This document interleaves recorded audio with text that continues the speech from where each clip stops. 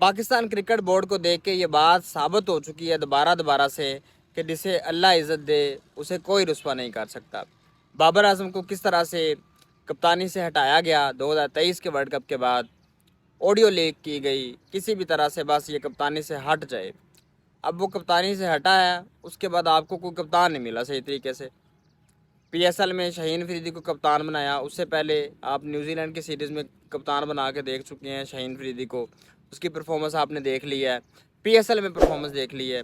दोबारा से फिर बाबर आजम को पेशकश कर रहे हैं आप कप्तानी की। अब देखना यह है कि बाबर आजम कप्तानी की पेशकश कबूल करेंगे या नहीं। अगर करेंगे भी तो क्या कंडीशंस लगाएंगे, क्योंकि आप जब हारने लगते हैं तो आप नहीं देखते कि अगला प्लेयर जो है उसका खुद का क्या स्टैंडर्ड है। आप उसको बस ये कहते हैं कि बस इसने हरवा दिया है, इसकी वजह से हार गए हैं, सारा कुछ कप्तान पे डाल देते हैं। ठीक है, 11 खिलाड़ी खेल रहे होते हैं और हार जाते हैं जब जब आप कहते हैं जी सिर्फ एक बंदे की वजह से हारे हैं और वो कप्तान है। ऐसा नहीं होता।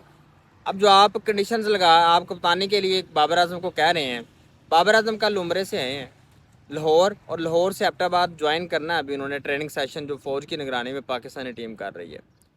अब देखना ये है कि बाबर आजम वो जो ट्रेनिंग सेशन अटेंड करेंगे, उस दौरान भी कहा जा रहा है कि मोहसिन नकवी साहब जो है ना बाबर आजम से मिलने के लिए वहाँ जाएंगे और जो है वो उनसे पेशकश करेंगे कप्तानी के हवाले से। अगर करते भी हैं तो क्या गारंटी है कि पाकिस्तान फ़र्ज़ करें अगर हारता है 2024 के वर्ल्ड कप के दौरान, तो आप बाबर आजम को फिर से जलील नहीं करेंगे या फिर से कप्तानी से नहीं हटाएंगे? क्या गारंटी है इस चीज़ की? ठीक है, उससे पहले आप देखें बाबर आजम को आपने कितना जलील किया है, जबकि सारी दुनिया उसकी रिस्पेक्ट कर रही है। तो ये हालात हैं हमारे। अब हम कोई कप्तान ही डिसाइड कर सके। बाबर आजम क्या करते हैं? बाबर आजम के ऊपर फैसला है। बाबर आजम शाहीन अफरीदी का नाम लेते हैं, शदाब खान का ही नाम लेते हैं, या फिर रिजवान का नाम लेते हैं कि जी रिजवान को कप्तान बना दें, कप्तानी सौंप दें। तो बाबर आजम के ऊपर डिपेंड करता है। मोस्ट रिस्पेक्टफुल प्लेयर है इस वक्त बाबर आजम पाकिस्तान के अंदर, और आप ये सब जानते हैं कि most respectful player of Pakistan cricket team is Babar Azam right now, और ये सब जानते हैं इस वक्त। अब बाबर आजम के ऊपर डिपेंड करता है कि बाबर आजम रिजवान को कहते हैं, शदाब को कहते हैं, शहीन को कहते हैं, जो खुद कप्तानी करते हैं। अब देखना तो ये है, लेकिन कहने का मतलब ये है कि हम हर दफ़ा जल्दबाजी करते हैं। हमने कप्तानी से हटाया, बहुत जल्दी की बाबर आजम को हटाने में, अब हम उसी के पीछे पड़े हुए हैं कि दोबारा से कप्तानी करें। अब वो कप्तानी करे भी तो बहुत सारी चीज़ें उसके सामने हैं, पहले जो वो फेस कर चुका है, एक्सपीरियंस तो उसको है कप्तानी का। पाकिस्तान की कप्तानी करना कोई आसान काम नहीं है। आप दोबारा से फिर बाबर आजम की तरफ आ गए।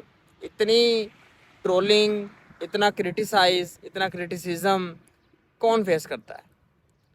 अब अगर बाबर आजम ने उस वक्त आप ये समझते हैं कि 2023 का वर्ल्ड कप हराया, तो ये गलत बात है।